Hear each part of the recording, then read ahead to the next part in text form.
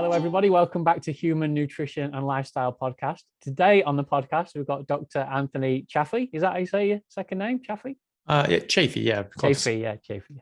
So Dr. Anthony Chaffee is carnivore, full-on carnivore, and he's going to speak to us today about his type of nutrition. But firstly, if you just want to introduce yourself and tell everybody who you are and what you kind of do. Yeah, well, thank you for that, and thank you for having me on. So as you said, I'm an American medical doctor. I practiced actually in Europe as well as US and now Australia. I'm specializing in neurosurgery, but I've had a special interest in diet, nutrition, how that affects health and chronic disease, and so I've been looking into that, especially in the last 5 years, quite in depth. Starting 22 years ago, when I took cancer biology in my undergraduate degree, we learned that plants use chemicals to defend themselves. They use toxins. This, most people know this. Most plants are inedible. If you get lost in the woods and you run out of food, you can't just eat any random plant. Most of them will make you very sick or even kill you. So you have to know, which plants to eat and which plants are less toxic. But this is a theme. Plants use toxins because they can't run away or fight back like an animal can. And we were looking at that from a cancer perspective and learning they were quite carcinogenic as well, had quite a number of carcinogens. They're actually more carcinogenic than the pesticides we sprayed on them, more toxic than the pesticides we sprayed on them, which was quite shocking to us. And so I started dipping into this at that point and just stopped eating plants then, because I'm like, well, plants are quite toxic. And even my cancer biology professor, when we were just thinking, I'm like, well, but vegetables are still good for you, though. I mean, how even though you've painted this picture, they still must be good for you overall. And he just looked at us and he said, I don't eat salad, I don't eat vegetables, I don't let my kids eat vegetables. Plants are trying to kill you. And so it's like, right, just stop eating plants. And so I did, and just inadvertently went to a full carnivore diet simply because I was not going to eat plants, and did that for a number of years. I was playing professional rugby for 10 years before medical school. Actually, was in England for a while doing that as well, and sort of slipped off of it while in England. And then sort of 5 years ago, came back to it and came across information that's just like, humans actually are carnivores as biologically. This is what all the best evidence shows. And when I started looking at medicine through that lens, that humans are animals, and the kind of animal we are carnivores, but we are carnivores that aren't eating as such. And if you give a lion grains, it's going to get very sick. If you give a cow grains, it's going to get sick, and it's not what it's supposed to eat. So diet is very species specific. So I've been digging into that since then, seeing exactly what we know, exactly what we can prove. That's actually a lot more than we think. And so there's actually a huge burden of evidence in the scientific literature, in the medical literature, going back 100 years, that actually paints a very, very different picture than what we've been told recently. So if you've been on this trail for 20 odd years, then is that what you're saying? 20 odd years ago, you started thinking perhaps carnivore is the way to go. And have you been full carnivore then for 20 years, or you've been in and out potentially? Yeah. So the reason that I initially did it was because I just, was just like, right, plants have toxins, and I don't want those toxins in my body. And so I just, as a process of elimination, I ended up just eating eggs and meat. And so sort of like the old golden era of bodybuilding sort of era guys like Aranda and Serge Nubret, they just ate steak and eggs, and Nubret would eat 6 pounds of horse meat a day, and the man was a specimen, physical specimen, until his 70s, when he was actually probably murdered through poisoning. But he was in amazing shape and amazing physical condition even then. And so I just sort of accidentally came across. I wasn't thinking like, I'm going to do carnivore. My ancestors were carnivore, cavemen were carnivore, and so I'm going to do carnivore. Now I do that because that's what I think the evidence shows. But at the time, I was just avoiding plants, and so because I didn't know exactly how significant it was, what I was doing was that it's a bit easier to slip off of it. I felt amazing. I felt absolutely incredible. I felt better than I ever felt in my life. And even when I was in England and I just started eating, how it sort of slipped off was there was some crumbed chicken, and I was just like, is it that big of a deal? Is it, toxins are like, dose dependent, and maybe it's just a little bit. Is it really going to make that much difference? You're able to convince yourself of any stupid idea. And so I was able to do that and started eating things like that. Was still just eating meat and eggs, but every now and then I'd have, crumbs chicken, and because it was easy, it was convenient. I could just get a couple big packs of that and just go and train. And I remember a couple months into it, just thinking to myself, I was having aches and pains. I wasn't, I wasn't just, just because normally I would just be able to train, and I just couldn't get tired. I couldn't run out of energy. I could just push myself as hard as I wanted to all the time, and I literally couldn't get tired once I got up to a certain level of fitness. And I wasn't able to do that at this point. And realistic, and the month before I got there, I mean, I just was killing it. I felt amazing. And then, and a couple months into it, I'm like, well, why am I not feeling just unbelievably amazing as I normally do? Am I just not pushing myself as hard? Am I not training as hard? I'm 25 now. Am I just over the hill? I'm just, going to start dying, and it's just going to get worse. And I just, I didn't really know what it was, but it wasn't how it used to be. And I didn't really realize that was that difference. But I realized that, 5 years ago, where I looked at that and said, that was it. That's what I was doing. It was different. I was living as a carnivore. I was eating as a carnivore. I was strict as hell. And when I stopped doing that, that was when my health and fitness started changing. It's not like I was out of shape. I still played high level rugby for another 5 years, and kept playing in medical school. I played sort of semi-pro sort of things while in medical school. I actually went to the Royal College of Surgeons in Ireland. I played with Trinity and the All Ireland League 1A. So it was one of the top leagues right before the Premiership. It sort of feedered into that. And so high level rugby while doing 14 hours a day medical school. Not bad. And but I wasn't carnivore, and I wasn't, wasn't the same as it was in my early 20s, which everyone will say, well, obviously it's not the same as it was in your early 20s. But now in my late 30s, I came back and went, right, I knew it. I knew plants were trying to kill me, get rid of these things. And all of a sudden, bam, I'm able to train as hard and work as hard and harder. And now all of a sudden I'm working out, 6 hours a day. I'm in the gym 3 to 4 hours a day. Actually, like I could actually just lift weights ad nauseum and just keep going when I had time. I don't have time anymore, but when I did, I could do that. And then I was back playing rugby again in Seattle with my professional team there. It's now professional in the Major League Rugby, the Seattle Seawolves, and I was playing. Grew up playing with the Saracens since I was a kid, and I was back doing that in my late 30s, feeling amazing, completely out of shape, just overweight, extra fat, everything like that, dead sprint the whole time, and absolutely keeping up with all the other guys on the team that had been training for months while I was doing humanitarian work in the refugee camps in Bangladesh. And I come back, and all of a sudden I'm 2 weeks carnivore and just boom, out of the gate, no problem.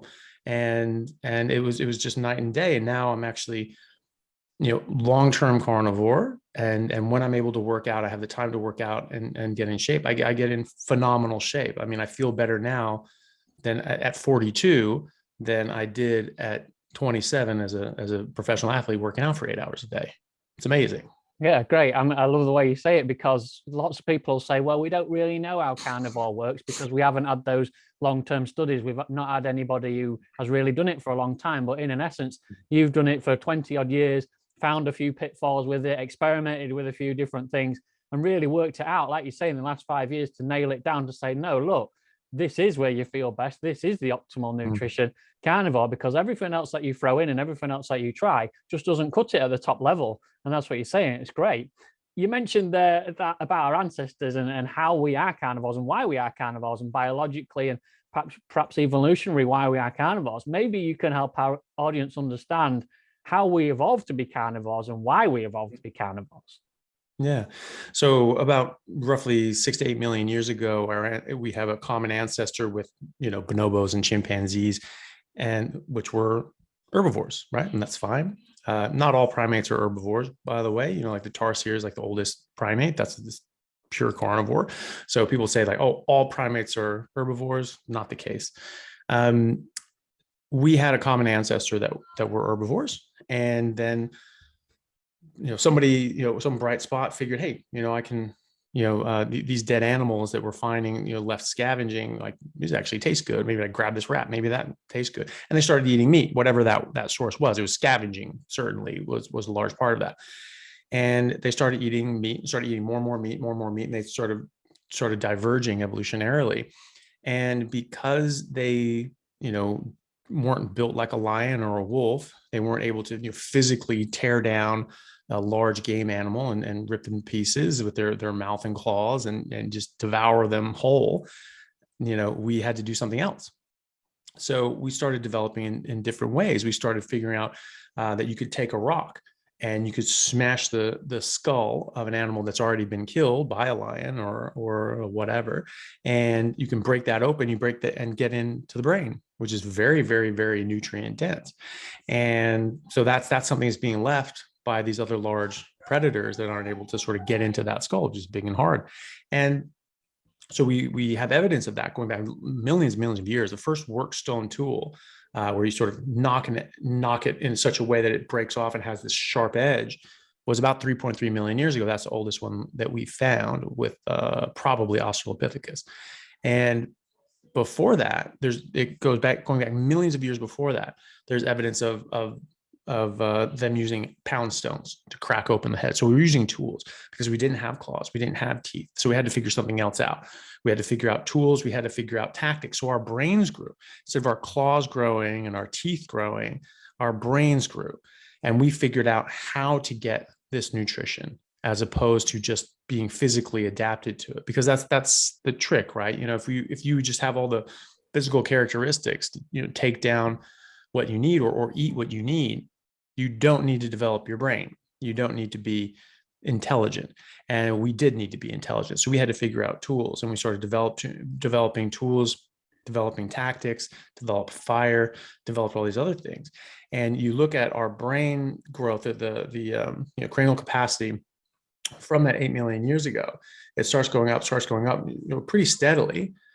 And we're starting to eat, better in nutrition. We're figuring things out. The smart ones survive because you have to be clever to get nutrition in that game. And then all of a sudden, when the ice ages hit, and our ancestors have better tools now, they're sort of like little stone sort of axes to hack into things. That's when our brain size just really takes off, has exponential growth. And that it coincides with where we think humans went full carnivore. We were already eating a lot of meat. And then our ancestors that, were able to survive during the ice. Ice age, cold kills things, right? So cold comes down, kills all the plants, kills all the animals. And the only things that survive are these megafauna, these big, furry animals that can, dig under the permafrost and get at the grasses and things like that. And then these big, predators that are eating them, our ancestors were among them. And so you actually see there's like a large die-off of our proto-human ancestors that sort of didn't quite make it because they didn't go down that path of being able to survive as hunters and hunting big game. Once we were able to do that, once we were able to not just scavenge but hunt and go for the most nutritious parts and be able to get the whole animal and have an abundance of resources at all times, that's when you see our height and our brain just like that. And it's a very, very, it's the steepest rise in brain capacity and velocity that has ever been seen in the fossil record. And it's quite significant. And it coincides with us going pure carnivore and just having to be intelligent. And so we developed our brains. We have, people need to remember, so, we don't have the teeth like a wolf or a lion or something like that. We don't have claws. That doesn't make sense. Carnivores have claws. Like, well, no, not necessarily. Dolphins don't have claws, but but the whole point is that we are primates. And so we have physical sort of characteristics that are common to primates, but we have carnivorous adaptations. So our teeth got smaller, our jaws got smaller because we're eating softer and softer food. We're not chewing on sticks all day like a gorilla. And our brains got bigger. Our shoulders changed. We had rotary force. So we can throw things. We can throw spears. We can throw rocks very hard. And we use this for hunting a chimpanzee, which are way stronger than humans are, could throw a baseball probably around 20 miles an hour. The average adult male can throw it 60 miles an hour. And obviously, you train up, you can get that over 100 miles an hour for certain people. And so obviously that's a very, very different thing that has to do with the rotational shoulder that we have. So there's a lot of other adaptations that sort of show that we are predators. But very importantly, we grew our brains, and we developed tools, we developed tactics. And that's why we live in houses and lions don't, because we had to use our brains. We had to figure out how to get a gazelle when a lion just goes, I'm gonna get that gazelle. That's fine. It's easy for them. It was hard for us. And we, like any hard road, you end up, being better off at the end of it. We had a very long, hard road of millions of years, but we are definitely the benefactors of that hard road. I like that, because often you'll get pushback from people saying, well, our brains didn't develop because of meat. If that was the case, then lions would be intelligent.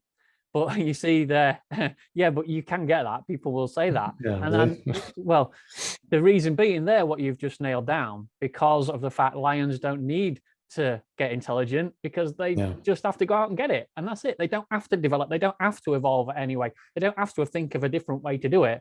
Whereas potentially when we was evolving through Australopithecus and Homo habilis and all those different kind of ones to make it to be Homo sapiens sapiens, then we had to adapt each time, not only for climate, but for what was available and how best to get things, especially meat, hunting, like you say, throwing arms and that. So we had to develop and evolve and make ourselves intelligent so that we could feed ourselves, so that we could evolve as a species.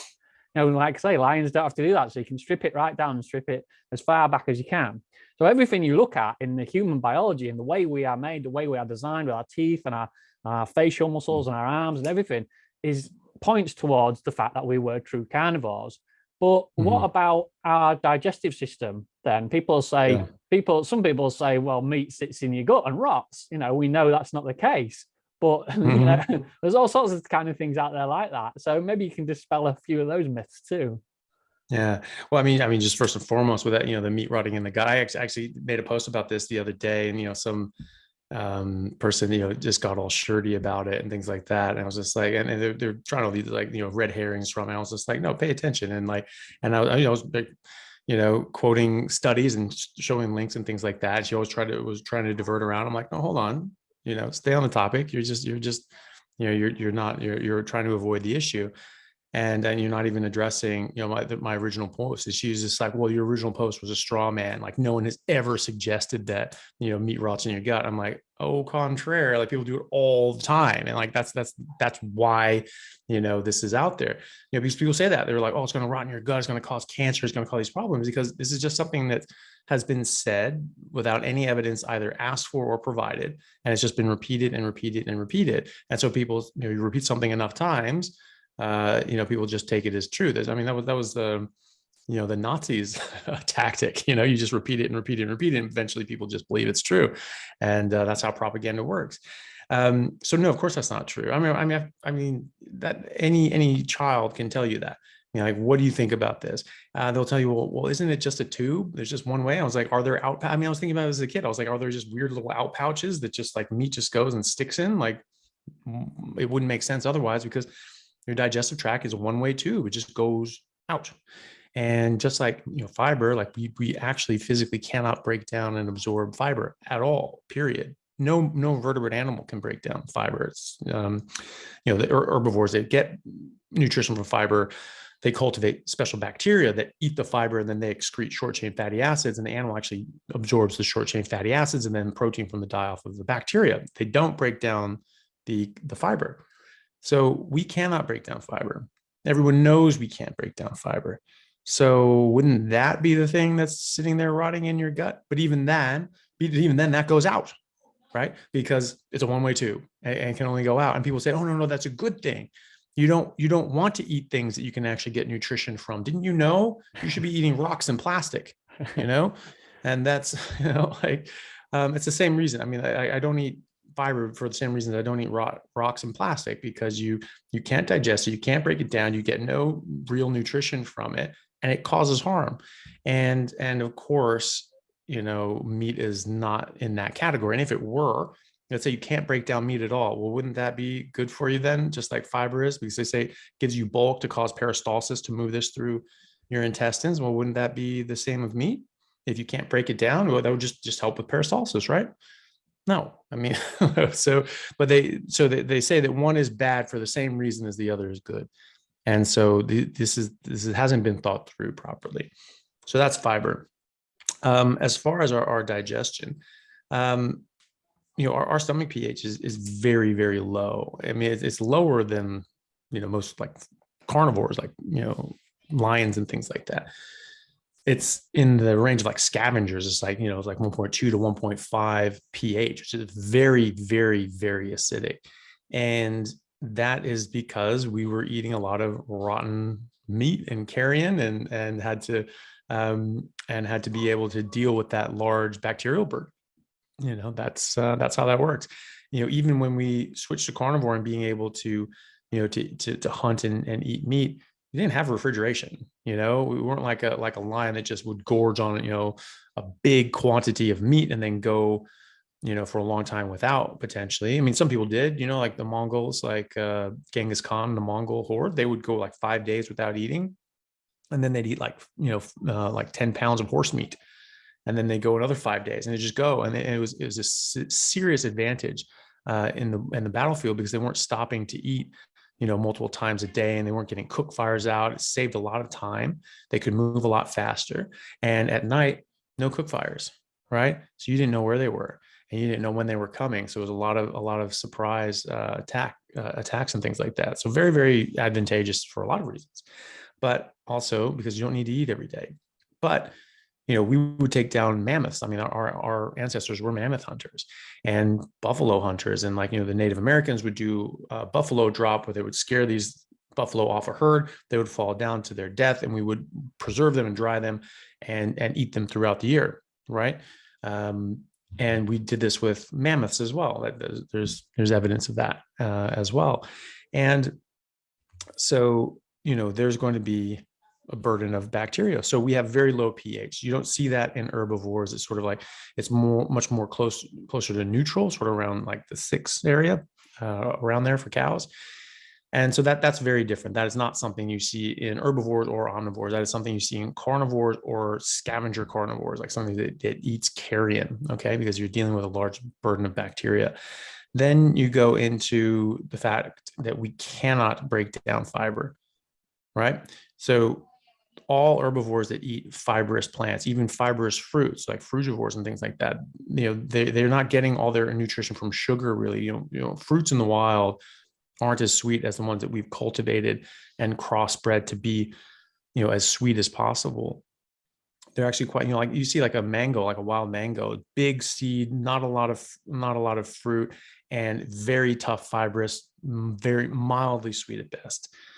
So what you're getting out of that mostly is the fiber. And so we cannot break that down.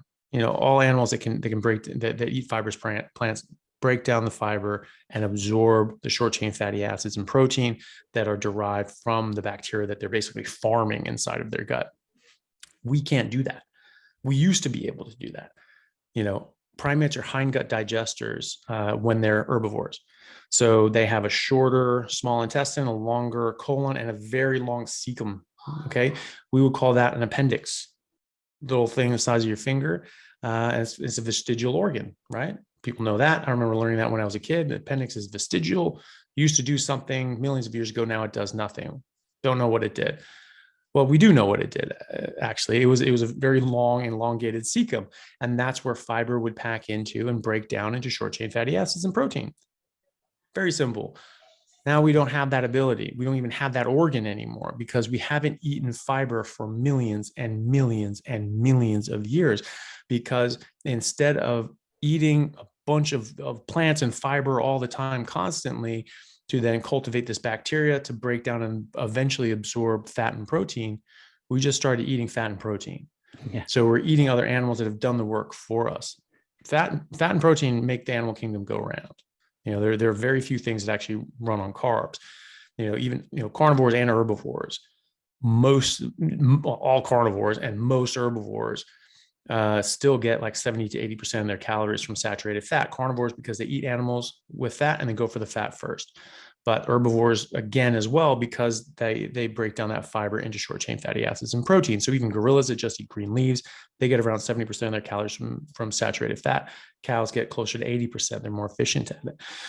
So this is, this is something that you see in other animals you do not see in us. So why are we eating? We're really like basically, I can't think of a single example of animals that eat, a bunch of fibrous plants and can't actually break down fiber. That's not really very helpful because there's pretty low nutrition density in these things if you can't get it out of the fiber. So we changed over to getting the fat and protein from the animals. And so our digestion is completely geared up for extracting nutrients out of just straight protein and fat. So we have a longer small intestine, not a short one like herbivores. We have actually quite a long one that is typical for carnivores. And we actually have quite a small colon. And we have no cecum to speak of, right? Which is, again, the opposite of what we would see in herbivores. And I think quite tellingly, we have 4 organs working in concert just to break down and absorb fat. 5 if you want to include the stomach and the stomach acid. So it hits the stomach, starts breaking down the acid. The liver makes bile, gallbladder stores bile. Bile secreted into the small intestine, and it emulsifies and is able to absorb it. Pancreas secretes enzymes to break down the fat into smaller components, and then is emulsified by the bile and absorbed by the small intestine. So you have 5 organs all working together just to absorb fat. And tell me again how fat is really bad for us. I don't see how that makes sense. Biologically, we wouldn't have expended the energy evolutionarily to do that. Like we weren't expending the energy to, we weren't using our cecum. We weren't eating fiber, and that just shriveled away and went away, And so if we're not eating fat, if we're actually just like low fat, high carb creatures, we wouldn't have these organs working the way they do. Also, you can only absorb fat really with bile, and our body makes a set amount of bile. Our body is very, very exacting in everything that it does. Why would it just make it just a random amount of bile to just be like, oh yeah, just whatever, whatever you want to do. And then, be so strict with everything else.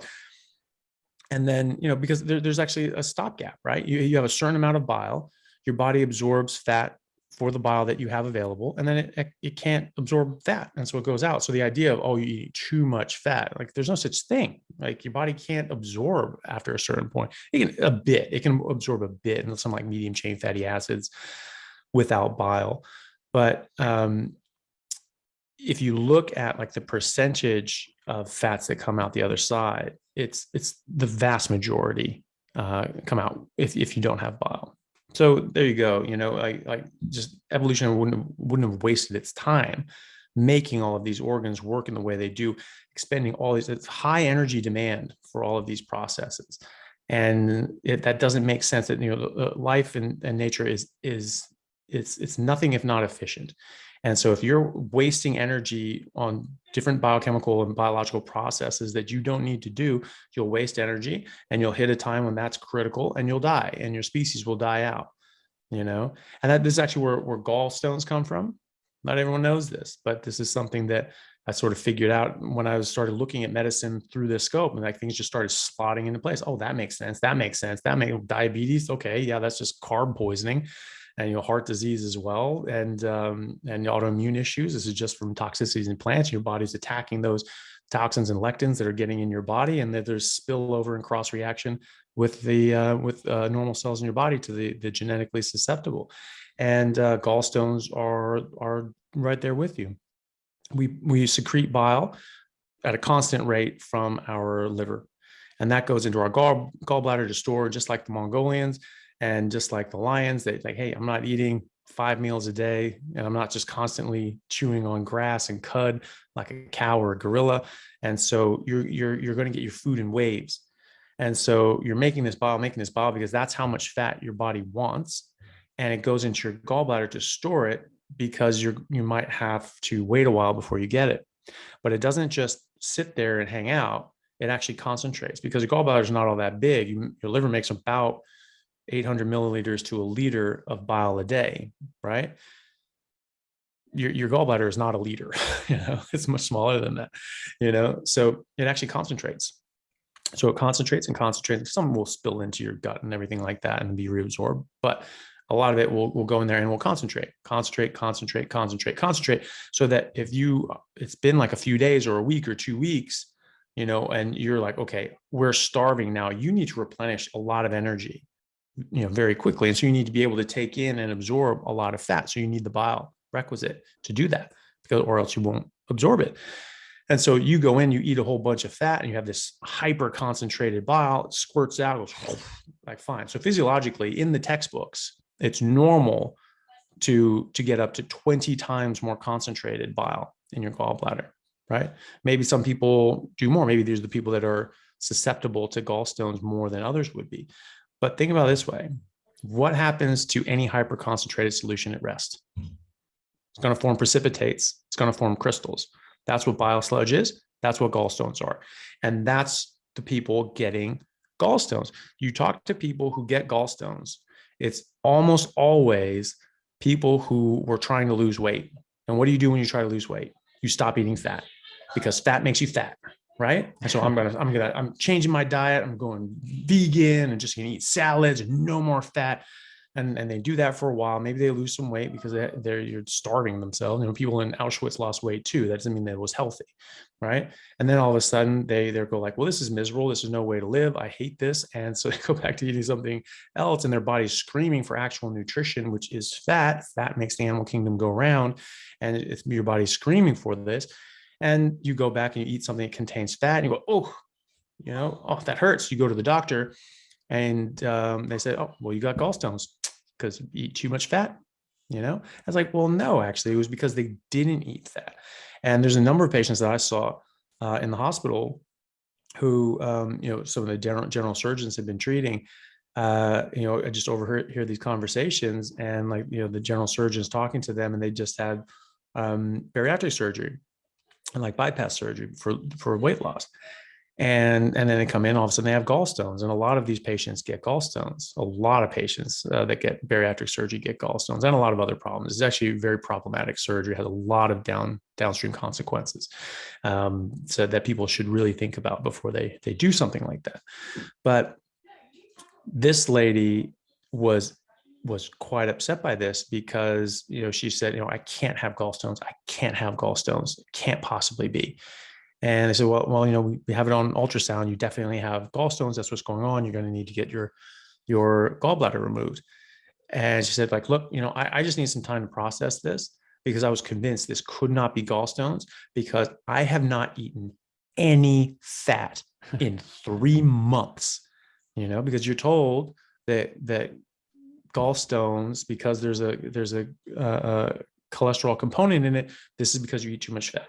Because you eat fat, you have too much cholesterol, and your body's just trying to dump this out and get rid of it. No, the chemical structure is made from cholesterol. So are over 27 of your hormones, by the way: testosterone, estrogens, progestogens, mineralocorticoids, glucocorticoids. Everything made in your adrenals above your kidney, like cortisol. Every single one of those is made out of cholesterol. Vitamin D. You have vitamin D, you have cholesterol, and there's 27 steps in between that and testosterone.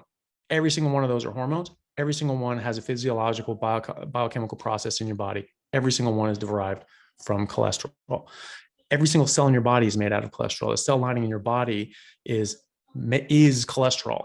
Your brain is made out of cholesterol and saturated fat. How is cholesterol bad for you? I mean, I remember seeing that when I was in 8th grade. We're looking at the structure of a cell. I was like, we're made out of cholesterol. How can cholesterol be bad for you? We are cholesterol. And I was like, well, maybe there's just some little idiosyncrasy that I'm not aware of because I'm 13 and I don't know everything yet. And so I just sort of put a pin in that. But now looking back, I'm like, this is crap. And so, it's, but that's the thing. So we tell people, when we teach this in medical school, that there are sort of 4 things, 5, I guess, the 4 F's or the 5 F's for gallstones. female, fertile, 40s, fat and fair, like, Caucasian women seem to get this more than others. So what is that, right? That is someone who is, maybe had a couple kids, carrying a little bit of extra baby weight and wants to lose weight. And if you want to lose weight, you want to burn fat, you have to stop eating fat. And they stop eating fat. And that's exactly what gives them gallstones. I know that's not going to happen to everybody. I think there are probably people that are genetically susceptible to hyper concentrating their bile more than others would. And they're the ones that are going to sort of build up this sludge. But even if you are someone who would form gallstones within 24 hours, which isn't really possible, or else you'd be dead in the womb, right? But let's say that you would make gallstones in a day, right? If you ate enough fat, meaning that you ate as much fat as you have bile made that day to absorb, it is physically impossible to ever form gallstones. Yeah. Now, maybe there are other physiological processes going on. These general surgeons say, well, there's something else that changes metabolically that precipitates the formation of stones after you're losing a lot of weight pretty quickly after bariatric surgery. Because it's like, I don't know the exact figures, but it's very high percentage of people past what you would see in the wild, and these bariatric cases. But whether or not that's true, you still cannot get gallstones if you eat enough fat. It's not possible, because you will expel all the bile in your gallbladder every single day. There won't be any left in your gallbladder to make stones. Full stop. Like, it's not possible. And I would love to hear someone's rationalization for how that is possible to form bile stones when there is no bile there. Wow, absolutely brilliant. I love listening to that, because it's an absolute comprehensive way to talk about how the digestive system works. And hopefully by now, everybody who's listening to this podcast, if there's some new listeners, I always say about how important fat is, and the right fat as well. It's not just fat across the board. Obviously, Anthony's talking about carnivore nutrition, so it's animal fats, good saturated fats. And it's so important across all biology to get fat in your nutrition. All animals have fat, even herbivores, like you say yourself. It is what makes the body work. It is what makes the body tick around. But there's also glucose as well, which we do actually need. So people could say, all right, you're on a carnivore nutrition. How do you get glucose, and where is the glucose in your body coming from? Yeah. So you make glucose, you make through a process called gluconeogenesis, and something that people know about, and I learned about in biochemistry. And when you go in a fasting state, right, you don't eat. We know we don't eat for a while, and then you run on your fat stores. This is why a lot of people fast, to try to lose weight, because they're forced to go into their body's fat stores. Well, what is that doing? You're mobilizing your fat, and you're turning it into the nutrients that you need. You're making blood sugar, you're making liver glycogen, you're making muscle glycogen, and you're actually replenishing it continually, right? And that actually is a benefit athletically and just in the rest of life, because you're constantly able to access your fat stores. This is where intermittent fasting comes in. People that even eat carbs and other sorts of things, they wait out the clock on the insulin. And so they basically are in a fasting state every single day. And then once a week, they don't eat at all. And so this is just increasing your time in what I think is our primary metabolic state, but the so-called fasting state. I think the only reason we call it a fasting state instead of our primary state is by the time we were able to look at biochemistry at a molecular level, everyone was eating carbohydrates. They said, oh, when you eat, it looks like this. And when you don't eat, it looks like this. It's like, yeah, okay. When you eat anything except carbs, it also looks like this. And you're clearly not fasting. I mean, I eat 1 or 2 kilos of ribeye a day. Like, I'm not fasting. I'm not going hungry, And so that's not a fasting metabolism. That is our primary metabolic state. That is a primary metabolic state of nearly all animals in the wild, because cows and herbivores and carnivores, they're all running on fat and protein. So they're all in a ketogenic starvation state. So it's not a starvation state. That's incorrect. So, we know this, that when you aren't eating carbohydrates, you make all the carbohydrates you need. There were studies with wolves back in 1981. They said like, well, don't you have to eat carbs in order to burn carbs? And, wolves don't carbo load before they chase caribou for 10 hours. So, what are they doing? Do they have blood sugar? Do they have liver glycogen? And they found out, yes, they do. And it's rock solid.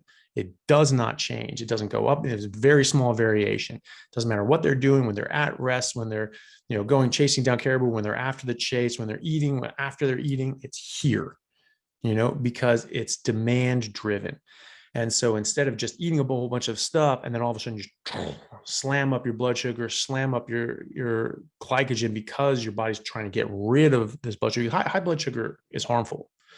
I mean, think about diabetics. Just having chronically high blood sugar damages your body.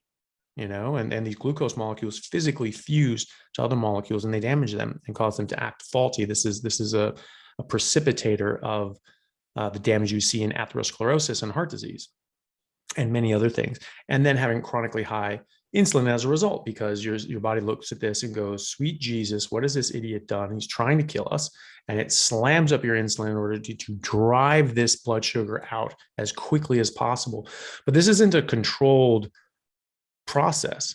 You are trying to get your insulin goes way up so that you can just get this stuff down. This is hazmat. This is damage control. You just get it out of here. So your insulin is way too high and it stays high because it has a longer half-life. And so now it's up and now your blood sugar just keeps going down. Now you get low blood sugar. Now it's too low and you feel tired. You don't really feel good. And you have to eat more carbs in order to jack that up. And so, we're just playing this game where we're having these swings of blood sugar and insulin. And that's because insulin forces energy into cells. It doesn't allow it to come out of cells. So, and it's very simply put, even more simply than that, it changes you from a fat burning metabolism into a fat storage metabolism, right? And so you can't use your fat stores. You eat a sandwich with bread. Well, good luck, because, you've now locked down all the fat stores in your body.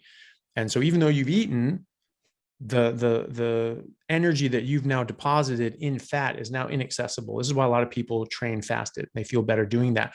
Or maybe that, I always trained and played fasted throughout my entire career. I always just felt better. I never ate the day of a game. And in fact, I felt a lot better if I didn't eat dinner, so it would be like 24 hours plus that I would feel the best when I played a game. I always played hungry. That's what I always told people, is like, always play hungry, always play hungry. It just gives you that edge. You're just like, I've got to go kill a gazelle and eat it, or else, I'm going to die. And you have that sort of that killer instinct, and you have more energy. I thought about it in those terms, but biochemically, it makes perfect sense, because I was able to mobilize my fat stores. I was able to just go and go and go. Think about it this way. Everyone knows about hitting the wall. If you train really hard, you play any sort of athletics, you go and you train as hard as you can, and then eventually you just hit the wall and oh, that's it, you're done. And maybe you drink a bunch of, sugary drinks or something like that to perk you up. But in real life, you generally stop right then and just be like, okay, that's it for my workout. But, some people that are, training at a higher level or doing like large endurance, events or marathons or whatever, they talk about how if you push yourself and you push yourself and you push yourself, you can actually break through the wall and you can actually get to your second wind in your runner's high, and then you just go forever and just run forever and you just feel amazing and you just keep going and going and going and going. What that is biochemically is that you have loaded up all this glycogen, but you've locked down your fat stores. You have weeks of energy in your fat stores. You have hours of energy in your glycogen. Okay. Just remember that. So now you run out of, you push yourself and push yourself, you run out of glycogen, but you cannot access your fat stores. So you hit the wall, you don't have energy, you feel like crap. And so most people stop. But if you push and push and push and push and push, instead of taking 24 hours to bring your metabolism back around, you can actually force your system to start mobilizing fat and ketones again. And then you start, through gluconeogenesis, you start making blood sugar, you start making liver and muscle glycogen. And you also get the benefit of ketones, which is actually your heart's primary energy source and your brain's primary energy source. Okay. So this works out, for some of our major organs. And then you you feel like you have, unlimited energy, because you basically do. It's going to be very, very hard to run out of your fat stores. It would literally take weeks for most people. And so you can just keep going. So I can live I in just the second stop life. you there, because I really want to Yeah. just focus on that bit, because Yeah. I know I've got a lot of athletes listening. I've worked with some athletes as well, and obviously carbs feature quite highly generally Mm-hmm. in the nutrition of an athlete, because society says you've got to carb load, you've got to have carbs in your nutrition to get the best out of yourself. But what you're actually saying there is you can make your own glucose. So why then top it up? Why then add extra in for your body to cope with, to give it a problem to start with? So you're potentially starting your race or your endurance activity with a high level of glucose in your system, which your body is trying its hardest to reduce, to bring down. So then you're starting off with a problem. So you're not actually starting off where you need to be. You're starting off with a problem. Eventually you get to that wall, you bonk, you run out of glycogen, you run out of glucose. Even if you're topping it up, let's get this right. Even if you're topping up all your glucose and all your carbohydrates as much as you can never get on top of it. People don't realize that. You can take as much as you want. You'll never replenish your stores whilst you're training, whilst you're doing your activity. So you're on a downward spiral. You're always going, and you will bonk. You'll hit that like you say, and then you have to switch to fat. So why not do that at the start? Why wait till you get to the bonk, and then actually start off? But let's touch a little bit on gluconeogenesis as well, because it's important, especially for athletes and everybody, to understand that it's not breaking down all of your muscles.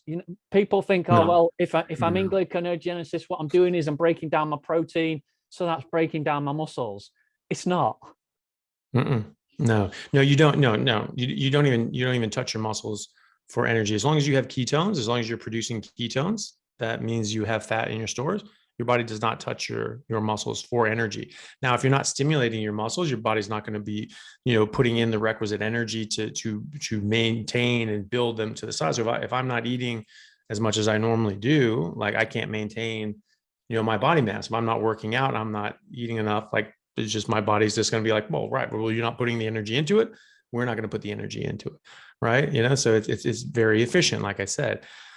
No, gluconeogenesis is again demand driven. It comes from your fat. It can come from proteins, but it comes from fat. I mean, that's the predominance. So this is not due to muscle breakdown. This is due to fat breakdown. What I want to say to get people to understand is that if your nutrition's right, all right, gluconeogenesis is going to break down your muscles if your nutrition's not right.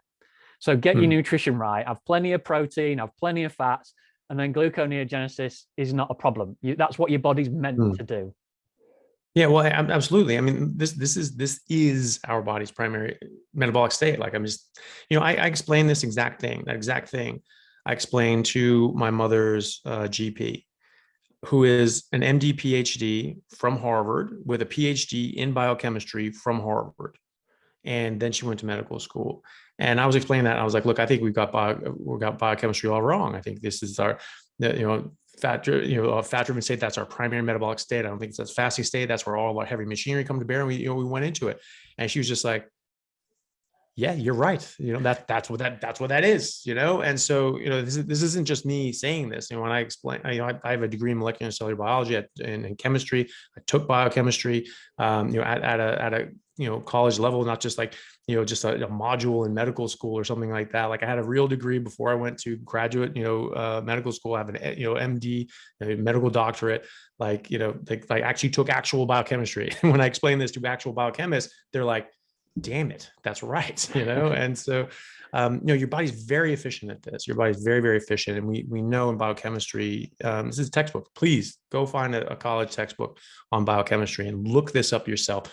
When you go into a fasting state, your actual state of metabolic happiness, you look at these processes. Your body just mobilizes energy and ketones and blood sugar and in glucose and glycogen in exacting degrees, and it is demand driven. It's not just like, oh, you have fat, here's a whole bunch of glucose. Oh, you ate so much protein, glucose. So you're not gonna get a big spikes in blood sugar or anything like that.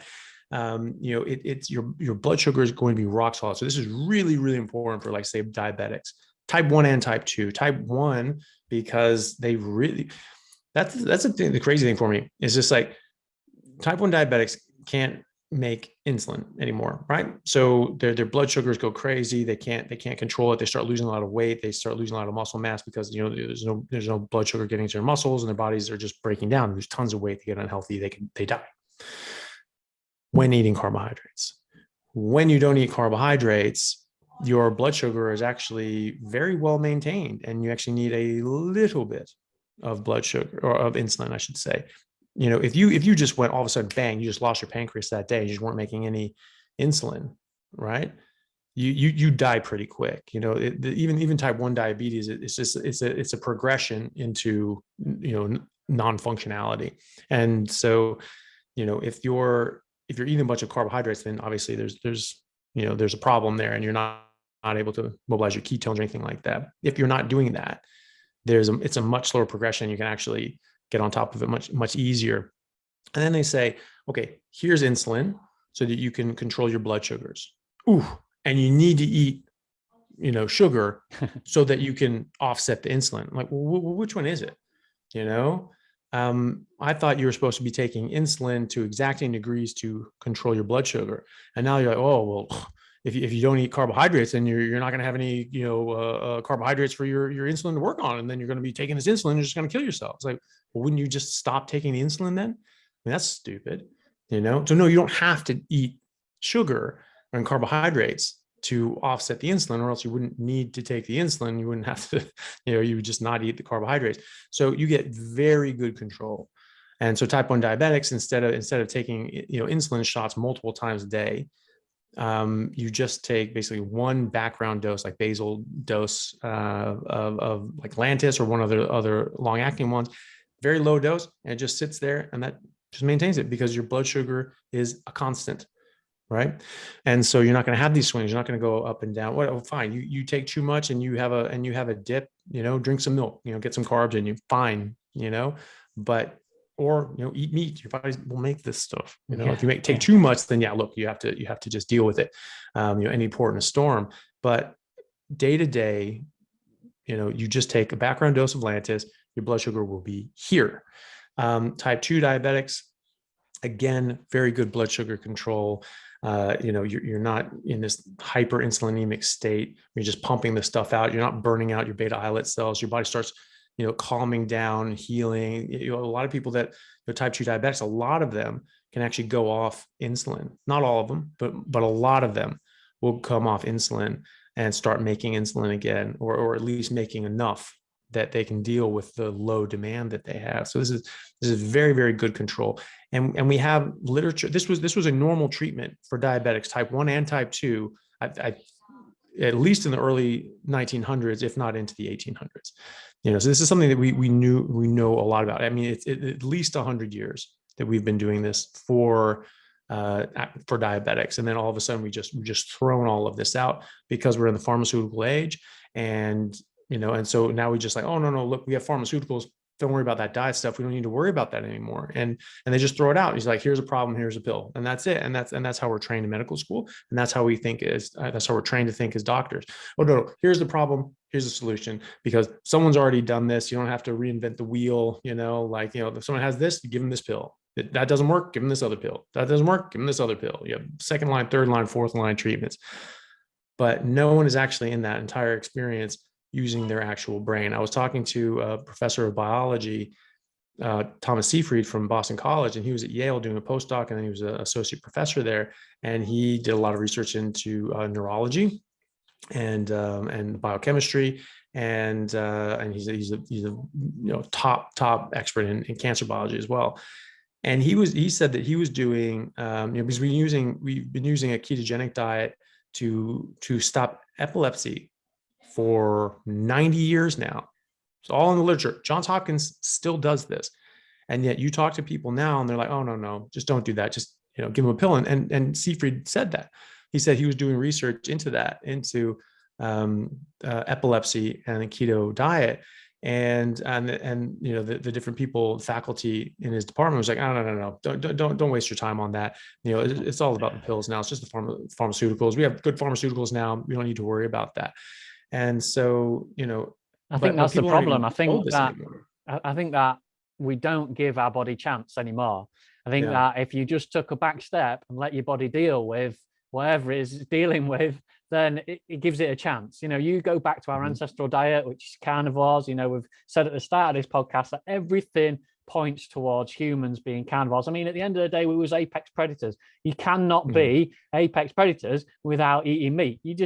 No plant eater is ever going to be the top of the food chain, are they? So everything points towards being carnivore. So give your body that a chance. If you're dealing with anything now, anybody out there, whether it's diabetes, chronic disease, illness, even injury, go back to the baseline and see what carnivore can do for you, because that's where we come from. That Yeah. is our natural nutrition. But so even now, even still, and I am one of these people, I still need convincing that a full-on carnivore nutrition is at the top, is the optimal nutrition, because my daily habits are perhaps 95% animal based, but then I do have the fruits, I do have some vegetables, because it fits in well with my lifestyle, fits in well with when you potentially go out to eat, when you have social events, things like that. So should everybody be carnivore, or should everybody aim to just get as many animal produce in their nutrition as they can? Yeah. Well, I think eating more meat is certainly a good first step. But the problem comes, and the reason I advocate for a full carnivore diet is because plants themselves are actually just biologically, botanically poisonous. They all use poisons to defend themselves. They're stationary object or stationary organisms. They can't run away or fight back like an animal can, and so they need other defenses. All living things have defenses. And so they have different sorts of things that are very interesting. If people ever sort of watch nature shows, all the different sort of defenses and ways that they use to like mimic growing like caterpillar or like butterfly eggs on their leaves. So the butterfly goes like, oh well, I don't want to lay my things there because it's going to be competing with resources for the other things. I'll go somewhere else. Very clever little things like that. But they all use poison. And so, we think about this, right? You get lost in the woods, you run out of food, you can't eat any random plant. Most of them will kill you, right? So this is true for spinach as it is for hemlock, right? It's just that we have more defenses against the poisons that are in spinach than we do the hemlock, which would just kill you dead. It blocks the GABA receptors in your brain. You will die of seizures within 2 minutes, and no medication will stop it. Like you're done. And so it's very, very toxic, and that's very, very normal in the plant world. They don't want to be eaten. When you eat them, they die. So I mean, I learned this in 7th grade. I mean, we teach this to children and then we smack it out of them. We teach them they're apex predators, top of the food chain. And that's what, the stable isotope study shows. We can actually look at stable nitrogen 15 and actually see, what animals were eating plants, because you have a certain number of N15, and then the animals that were eating those animals, they have a higher concentration of N15, and then the animals that were eating those animals that ate the animals that ate the plants have again a higher concentration. So you can actually measure up the food chain, right? Our ancestors had a higher carnivore rating than lions, hyenas, foxes, and wolves alive at the same time in the same area. Okay, because we were eating the lions, the hyenas, and foxes and wolves as well. We are apex predators. Okay. Apex predators don't graze. And we know they don't graze because the stable isotope study would have shown if we graze, we would have had a lower, N15 score. What about So things like fruits? Because we know our ancestors went through periods of potentially barren, not being able to find animals and things like that. So they grazed on fruits, or made tubers part of their nutrition. So things like that, can we add them into our nutrition today? I mean, things are better. Some things are better than others. Some things are better and worse.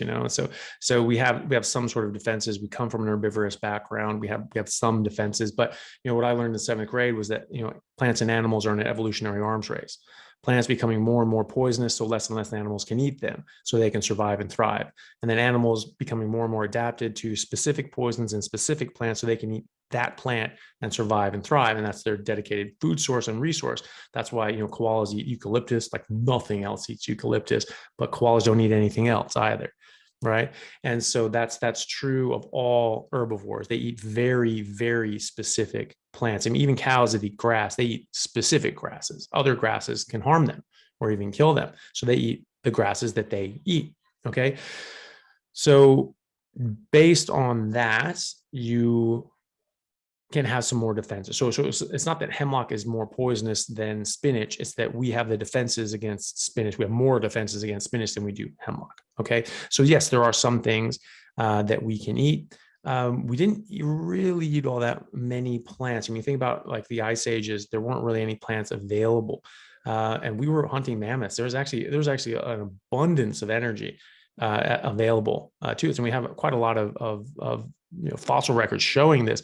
The people back then were on average like 6'2" or taller for an adult man. An adult man in the US on average is 5'8", and we would be on the taller side, around the world, like, around Asia, it's like 5'4", 5'6", in China, I think.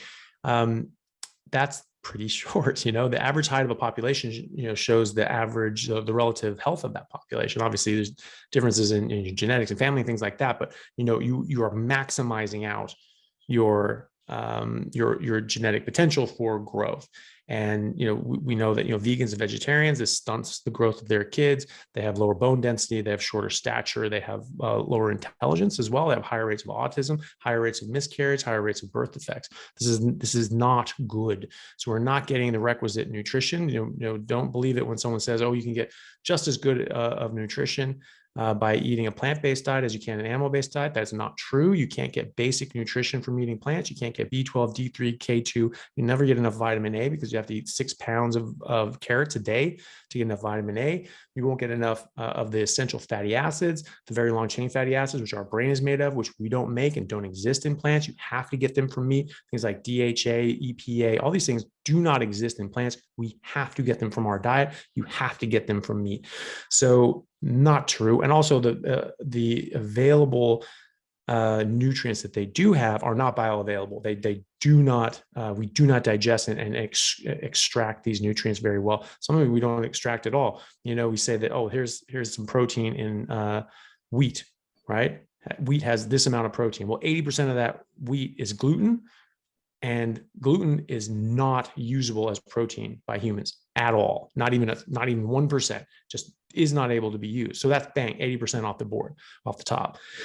And then, the rest of the protein isn't actually very accessible either. And they also make protease inhibitors because, again, they don't want you to eat them. So they're going to mess with your body. They're going to mess with you. They're going to mess with your hormones. They're going to put cyanide in. There's 3,500 plants use cyanide to just kill you. Like some tubers like cassava roots.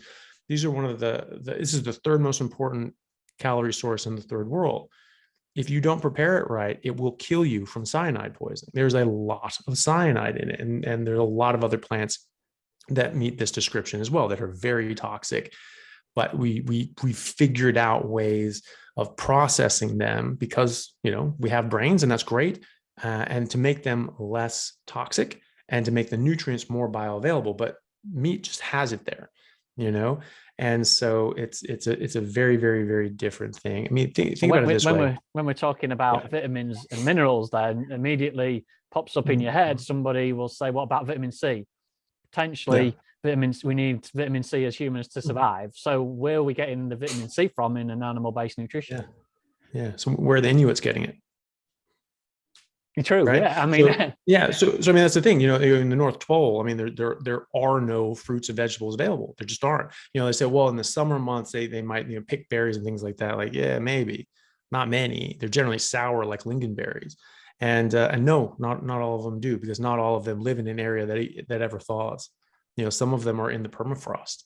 They're going around on the ice sheets and things like that. And so, and down south, more south anyway, they could do that. But we actually have been warming up. There was this mini ice age that came around for a few hundred years, and when the early European explorers came to North America, things were much colder, and the habitable part of North America was much further south. The only people that were going up into what is now Canada were like fur trappers and things like that. And it was very, very harsh conditions, and people sort of exploring up there as well. And then things started heating up a bit, and sort of you were able to sort of, sort of the first 100 miles of Canada sort of became habitable, but like the vast majority of the population of Canada lives within 100 miles of that border. And the ones in 100 miles out, like, aren't happy about it. Like, it's very cold. And so, you go further than that, it's worse. There are documentations and ledgers and things like that of people talking about early explorers and settlers talking about, meeting the natives that were up there. And they were like, and they were just marveling at how they only ate meat. And they were like, well, this is crazy. They only eat meat like all the time. And like, it's like, I understand, most of the year when it's just like, covered in snow, and they can't grow crops, they have to hunt, like, yeah, I get it. You have to do that. But, in the summer months when things thaw out, surely they could live off the bounty of the land. And that's how I always liked how they worded that. And they said, but no, they don't. They don't forage. They don't, you eat plants and grow crops and things like that. They just eat meat, even in the summer months, even when there's no snow on the ground. And those are only the ones in the South. The ones further up north never had that chance in the first place. So maybe some of them eat berries, maybe, but generally it's when they were starving and they couldn't get meat. And you see that in Australia. So a lot of the missionaries and explorers would, who've written books and diagram and chronicled all this, they were talking about how they just ate meat. And they were like, wow, these guys, like, they only eat meat. Like, that's crazy. And then someone would eat like very specific meat, like in Tasmania, they were only eating mollusks. They were just like diving for abalone and things like that. And that's just all they ate. And they even tried to like give them, like, offer them fish. I'm like, oh, no, we don't want it. Thanks. And, we'll stick to abalone. Thanks. And, and some of the missionaries said that, if they ran out of food and they ran out of meat, they knew which plants and tubers and things like that they could subsist on and survive, because again, that gives that survival advantage, having that herbivorous past, being able to eat some plants and not die. Like, like felines will just die basically with like any plant. They are very toxic because they've been carnivores for way longer. So they've been out of that arms race much longer than us. And so they can't do that. Well, we can, so that gives us a survival advantage in those situations. And yeah, sure, we can survive, but that's survival. That's not optimization. That's not living optimally. And that's what, all these sort of records show. And so, yeah, maybe you can eat those things and survive, but it's not optimal. I think that's today where some people say they thrive on a vegetarian, vegan diet. What they're actually doing is surviving. They're in their survival mode, because we know, looking back at historical records and ancestral records, that there were periods of time that human ancestors had to go without meat. In some continents, in some parts of the world, it was barren. So they had to survive on. That's how we became the number one Homo sapiens in the world. We globalized the planet. That's how, because we was able to survive these barren periods. Like you said, it's survival though. You've got to really believe that it's a survival mode. To thrive, to really thrive, you need the meat. You need to be over more on the carnivore side. And like you say, yes, our bodies can cope with some plants and some fruit and that, but it's only because we've got the defenses for them. So really what you're doing by introducing plants and things into your nutrition is you're giving your body a chance to fight it off. So do you want that? You've got to ask yourself, do you want that in your nutrition? Are you going to eat the plants and the fruit to cause yourself maybe a little bit of a problem, to cause yourself a little bit of a digestive issue? You may not even realize it, but your body's working hard on the inside to try and negate the chemicals and things like going in there. So do you then opt for the full carnivore diet where you can thrive on? And I just want to answer your question, your statement as well about saying where the Inuits get their vitamin C from. I believe, whether you believe this or not, I believe they do get vitamin C because they eat the bones, they eat their organs, they eat every part of the animal, nose to tail, skin, everything. And animals have vitamin C in them. They have vitamin C in their bones. They have vitamin C in their organs. They have vitamin C they do have vitamin C in their muscles, just not very much. But I think the amount of vitamin C that we've been told that humans need is blown way out of proportion. I think, yes, we do need vitamin C, but we only need very little to be able to survive. So I believe that's true. Yeah. I don't know if you believe the same. No, well, it's not about belief; it's a fact. That's just what it is. It's we need, depending on what you eat, you need a different constellation of nutrients, because you need different nutrients to help you process the different things that you eat. Like manganese, say, oh, you need a certain amount of manganese, it's not enough in meat. Well, what does manganese do? It helps you, digest and process, plants, basically. Oh, these micronutrients that exist in fiber, you have to get the fiber. It's really important, or else you're not gonna have these nutrients that help you break down and process and absorb plants. Okay, if you don't eat the plants, you don't need those nutrients, right? You don't take the poison, you don't need the antidote, right? So vitamin C specifically, that's one that people talk about. But you look at the early polar explorers that went up there, like Stephenson and others that wrote Fat of the Land. It was a professor at Harvard, and no one believed him. It was like, no, you can't do that. You'll get scurvy. So he said, fine, I'll prove it. And he went to Bellevue Hospital in New York and just said, fine, you feed me, I'll sit in this room, completely controlled. Me and my partner will just hang out here. His exploration partner, not his wife partner, and they just gave him just meat, and they controlled it. Did not get scurvy. They did that for a year. All their meals were controlled by Bellevue Hospital, and they're like, okay, all right, there's something to this. When you're eating carbohydrates, specifically with vitamin C, well, actually with a lot of things, you actually need more vitamins and minerals because your body processes these things very differently. And so when you eat carbohydrates, you have a mixed diet, you need vitamin C measured in milligrams. You need like at least 10 milligrams to stave off scurvy, or so it is said. And then they recommend like daily recommended allowances or between like 90 and 120 milligrams a day of vitamin C. Fine. When you don't eat carbs, you need vitamin C measured in nanograms, right? That's 1/1,000,000th of a milligram. Okay, so you need far, far less. Why is this? There's a number of reasons. One, GLUT4 receptor it competes for binding sites with vitamin C and carbohydrates. Vitamin C just looks like a little fructose molecule with a little tail on it, and it has similar binding capacity, and so it competes in your gut and in your system. Things get in the way when you're eating a bunch of carbohydrates. That's first of all. But most importantly, what is vitamin C used for? Vitamin C to stave off scurvy. It's used for other things too, but for scurvy, it is used to hydrolyze, I believe it's proline and lysine, in order to have the specific shape to these proteins so that they can bind properly and make tight, strong collagen. And when you don't have tight, strong collagen, you get loose collagen, and just like different sort of collagen diseases like Ehlers-Danlos and others, you get weak tissue and things break apart and you have problems. And with scurvy, you get a lot of problems. Your gums start bleeding, your tissue starts breaking down, you start bleeding out into different cavities in your body. You die. It's very, very, very bad for you. When you're eating meat, you're getting collagen. You're getting those amino acids already hydrolyzed, and you already have the substrate necessary to make all the collagen you need. You don't need vitamin C to make collagen. You already have it. So you don't actually need any vitamin C to stave off scurvy. You just need to eat enough meat. And in fact, you're coming from England, that's the whole thing of getting scurvy, the sailors, and they would call them limeys. It wasn't all of them. It was the actual sailors, the enlisted men and things like that. It wasn't the officers. The officers had meat. They were eating meat. They didn't get scurvy. It was the men who was just eating like gruel and oatmeal and things like that and grog that were getting it. The officers weren't getting it.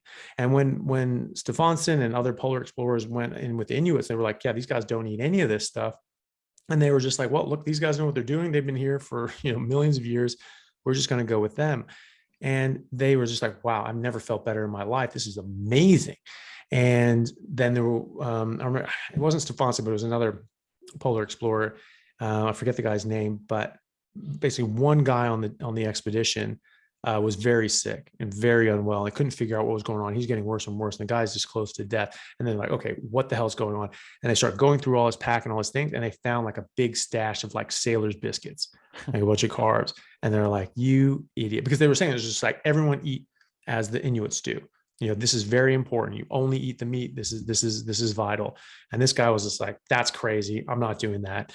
And so he was eating these biscuits and he got very severe nutritional deficiencies.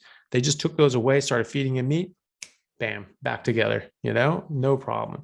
So you need very different nutrients based on what you're eating.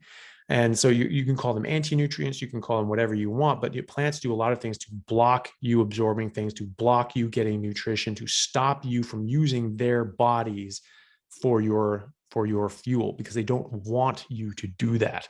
They don't want to die and be eaten alive. Like no one does, Yeah. but and everything has an ability to stop you, Yeah. or else you wouldn't be here as a species. You would be extinct. And so plants do that predominantly with poison. I think anybody getting into it and anybody looking into carnivore nutrition scared of vitamin C needs to really take that on board. And just to simplify it a little bit is, if you're having carbohydrates, the carbohydrates will compete with the vitamin C. So you will need more vitamin C. That is basically it. So when you're on a full carnivore diet, you don't need the vitamin C. You need very little amount, like what you say. And it's all there already for you in the collagen, in the bones, and in the organs, and in the skin, and everything that you eat with the animals. That's great. But I don't want to take up too much of your time. I realize that we're going on, but it's just great to chat with you. But there is just one thing that I want to say to everybody listening today is, how do they start? Okay, so they've worked out from us today that carnivore is potentially the optimal health, best for your optimal health. But they're eating carbohydrates. They're still having some plants in their nutrition. God forbid they're still on processed foods. How do they begin to edge towards a more optimal nutrition? Yeah. Well, I do like a video on this, just called Carnivore for Beginners, and I sort of like walk through these sorts of things.